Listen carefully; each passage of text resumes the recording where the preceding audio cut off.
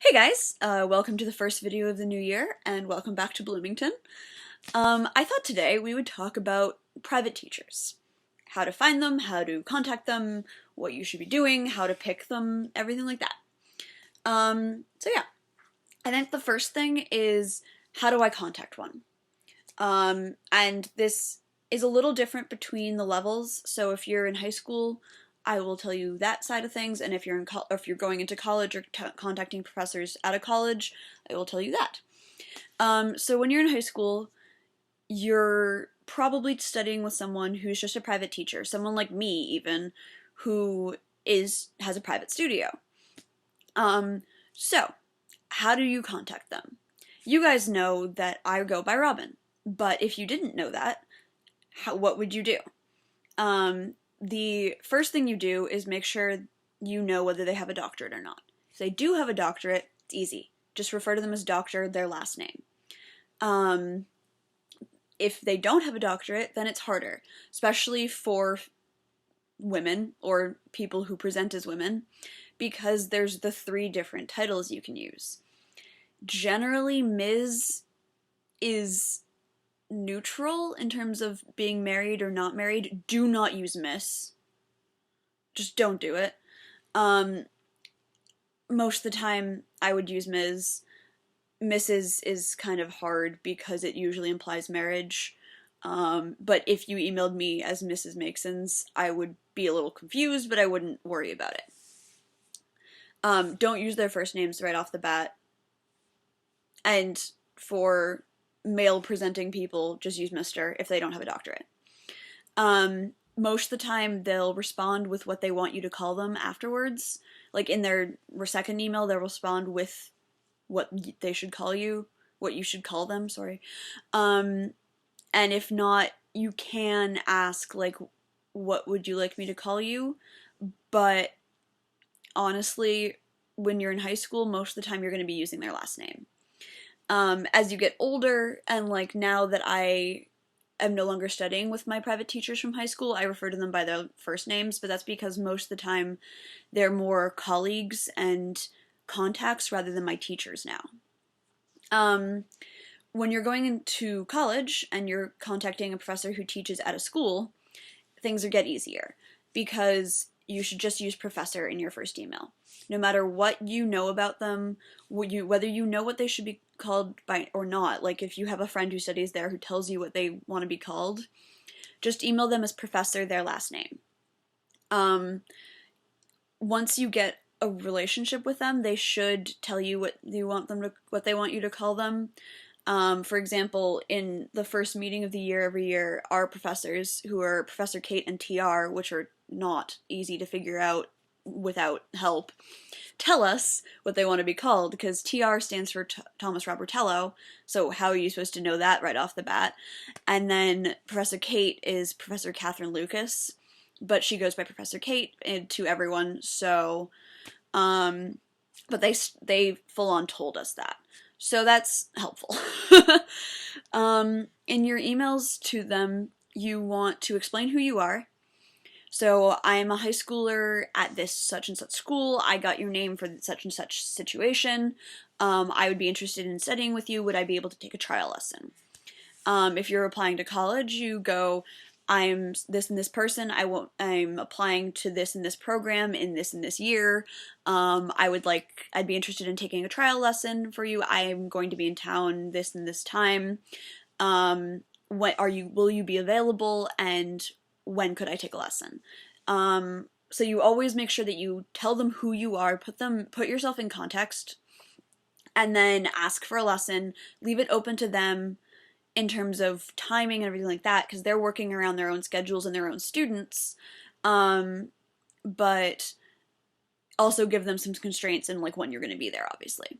In high school, trial lessons are important because these are people that are going to be helping you get into college. Or not necessarily, but they're going to be very important in your musical career, because those 4 years of high school are kind of if you don't build a base then, it gets really hard later. Not saying it's impossible, but it's a lot easier to go into college as a music major with a really good base from high school than it is without. That's logical. So finding good teachers.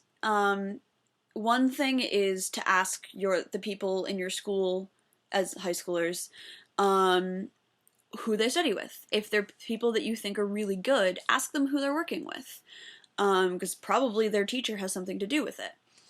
You can also ask your band directors for a list of teachers in the area. I know my high school had that. And word of mouth is really important because that gives you an idea of who people actually like working with. My suggestion would be to get a couple names and then take trial lessons with them, and then see which one you work with better. The same goes with college. Talk to your private teacher, ask them who they suggest you should work with, talk to your friends, talk to people like me or Willie Santiago, who is Have Flute Will Tumble, or the older people around you who know a little bit more about who teaches where, what kind of programs are like, or what programs are like what, and get a big list going. Take some trial lessons, see how you work with them, and then narrow it down from there. When I first started applying to schools, I had a list of about 15, which I narrowed down to 8 music schools in the end. And then when I did my grad auditions, I had a list of 6 schools, got 4 auditions, and then obviously I'm at Indiana. So ask people is basically the best way to find good teachers, especially while you're in high school.